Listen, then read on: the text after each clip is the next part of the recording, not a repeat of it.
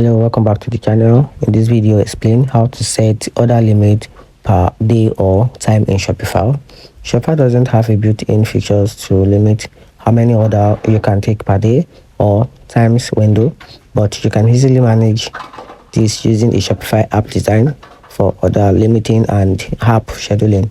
So to do this, you do typically install an app like order limit or more advanced scheduling app like Mechanic or close store and limit order. So this app lets you set rules which control how many orders you can be placed within a specific time frame, such as per day, per hour, or during certain business hours.